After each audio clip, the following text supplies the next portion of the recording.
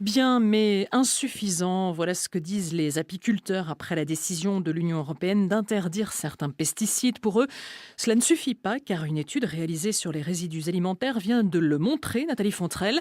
Des pesticides, il y en a partout.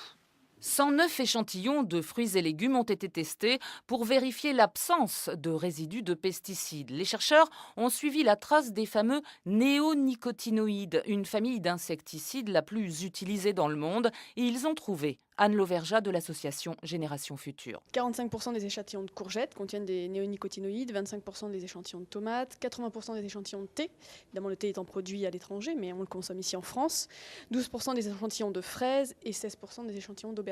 L'Europe a décidé de suspendre, à compter de décembre prochain et pour 2 ans, 3 de ces insecticides soupçonnés de tuer les abeilles. Mais ils restent autorisés pour les cultures sous serre, d'où proviennent la majorité des échantillons testés par cette étude. Et il en existe bien d'autres. Une fois utilisées, ces substances restent présentes dans l'environnement pendant plusieurs années. François Veillerette, président de Génération Future. On a fait un petit calcul. Si les abeilles absorbaient les quantités présentes sur une courgette, ça en tuerait plus de 800. Il faut surtout suspendre et interdire l'usage de ces produits qui sont, on en est sûr, dangereux pour l'environnement, présents dans notre alimentation, avec un gros point d'interrogation sur la santé humaine. Les associations et les apiculteurs exigent l'interdiction de tous les néonicotinoïdes.